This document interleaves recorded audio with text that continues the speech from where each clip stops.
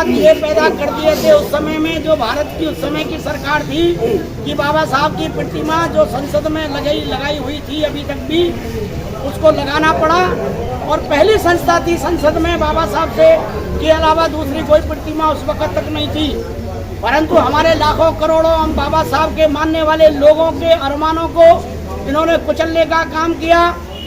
3 जून को जब हमारा भारत में जो इलेक्शन डिक्लेयर होने वाला था 4 तारीख को, 3 तारीख की रात को अंधेरे में इन्होंने बाबा साहब की प्रतिमा को वहाँ से हटाने का काम किया। जो ब्राह्मणवादी सरकार में बैठे हुए लोग हैं, हमारा तमाम भारत के लोगों को जैसे ही मालूम हुआ, विशेषकर समता सैनिक दल के नाते से हमारे दल के संचालकों ने, हमने स्वयं जाकर के प्रधानमंत्री से लेकर राष्ट्रपति तक 2 दिन के अंदर अंदर में कार्रवाई करनी शुरू कर दी थी। उसके तुरंत बाद जब कोई एक्शन नहीं हुआ तो हमने वहाँ एक बहुत बड़ा प्रदर्शन किया था। उस प्रदर्शन में मांग की थी कि हम लोग बाबा साहब का प्रतिमा, नया जो संसद भवन बना है उसमें भी प्रतिमा लगनी चाहिए। उसके बाद में हमने 26 जून को पूरे तमाम दल के लोगों ने, संगठनों को साथ लेते हुए बहुत बड़ा प्रदर्शन किया।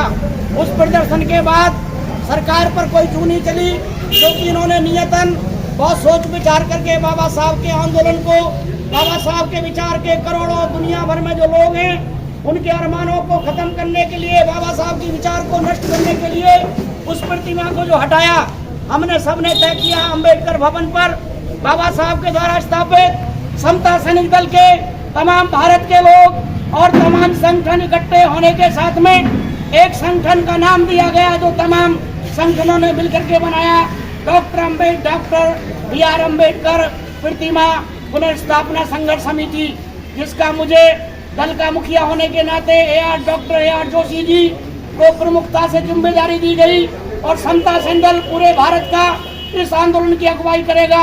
ऐसा तमाम सैकड़ों संगठनों ने तय करते हुए अम्बेडकर भवन दिल्ली के समता सैनिक मुख्यालय में तय किया गया। मेरा आप तमाम साथियों से आग्रह है, ये जो कासना गांव है, इस समता सैनिक दल को दोबारा से पूरे भारत में स्थापित करने में बहुत बड़ी भूमिका रही है। हमारे जितने भी पुराने सीनियर साथी, चंद्रपाल जी से लेकर के डॉक्टर रणवीर से लेकर के और भी जो हमारे बहुत पुराने साथी हैं, दरोगा जी यहाँ पर रहेंगे, हमारे सैकड़ों, उस वक्त आज से 40 साल पहले सभी लोग जवान थे। मैं भी उनके साथ में जवान था। कम से कम यहाँ पर हजारों जवान तैयार कर दिए गए थे। कासना, गौतम बुद्ध नगर से लेकर के पूरे उत्तर प्रदेश के अंदर में यही काफले से समता सैनिक दल का संचालन हुआ। मैं स्वयं राष्ट्रीय अध्यक्ष के रूप में 1985 से लेकर के और 2001 तक लगातार ये आंदोलन मेरे नेतृत्व में रहा। मेरा परिवार के रूप में मैंने अपना घर मकान भी इन्हीं तमाम सम्मानित कासना वासियों के प्रयास से, इनके प्यार और मोहब्बत की बदौलत मैंने रहने तक का भी यहाँ पर संकल्प कर लिया। मैं ये चाहूंगा, मेरा जो रिश्ता है तमाम कासना वासियों से, तमाम क्षेत्र वासियों से एक परिवार का रिश्ता है, एक भाई का रिश्ता है।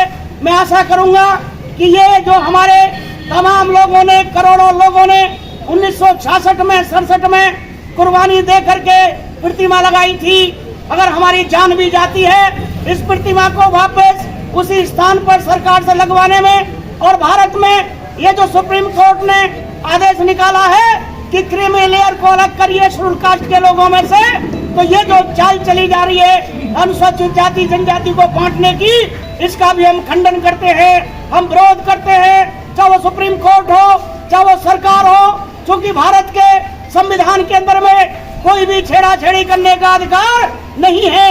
परंतु ये लोग जानबूझ करके, ये जो ब्राह्मणवादी लोग हजारों साल से इस अनुसूचित जाति जनजाति, जो बाबा साहब ने लंदन में जाकर के लड़ाई लड़ी थी, गांधी जैसे तमाम महापुरुषों से टकरा करके और तमाम भारत के ब्राह्मणवादी से टकरा करके बाबा साहब ने 2 वोट का अधिकार दिया था।